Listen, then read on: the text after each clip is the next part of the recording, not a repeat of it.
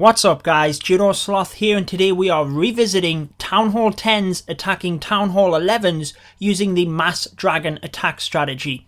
Now I did recently bring a guide for this, but I wanted to highlight the strategy again using my two most recent war attacks because in the current state of the game, with the base layouts trying to defend against mass ground attacks, it is just so effective, and at Town Hall 10, being able to 2-star those Town Hall 11s and quite strong Town Hall 11s with a fairly straightforward and effective strategy is very helpful for your clanmates in war.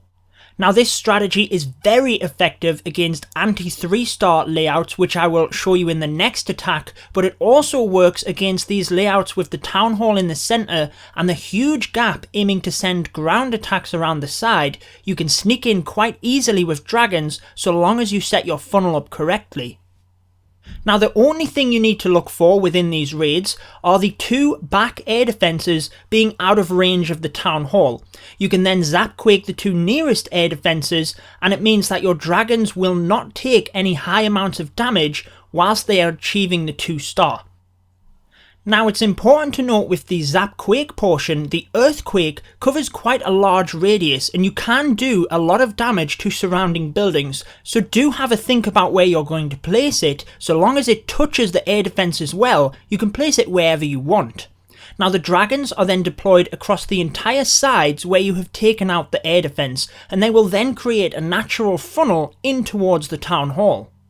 In my clan castle, along with an extra dragon, I do have 3 balloons, and I tend to use them to target a specific defense. So in this raid I used it to take down the air sweeper, but often I will use this to target, say, an archer tower.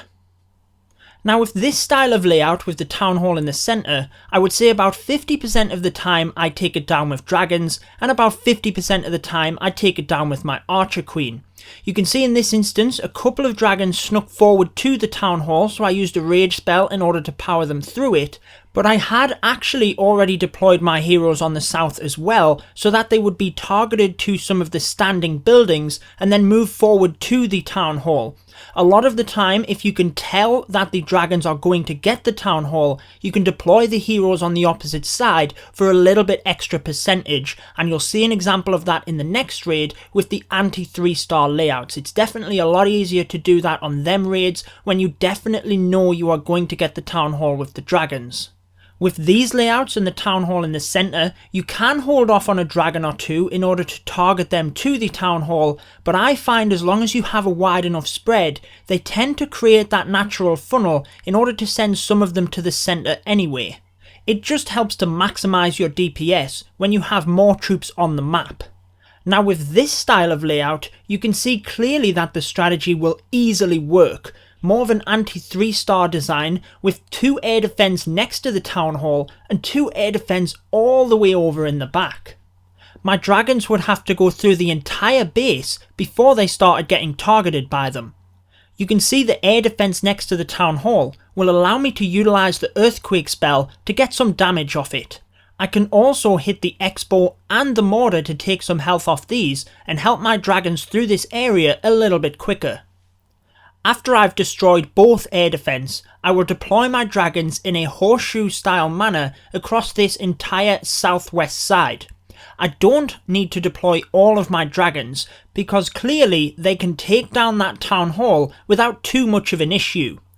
I do hold on to a few of the dragons just in case I need to reinforce that Town Hall area, but once I have dragons targeting it and I know that it is going to be destroyed, I can deploy my other dragons on the side of the base in order to help with percentage, because it's much easier to take out these outside buildings in order to build up your overall damage.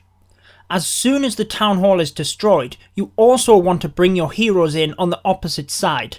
This means that you're not allowing the Eagle Artillery as much time on each of your troops, because it does massive damage to your heroes, and especially on these anti-3-star layouts, they can really rack up the percentage by taking out buildings on the opposite side of the base.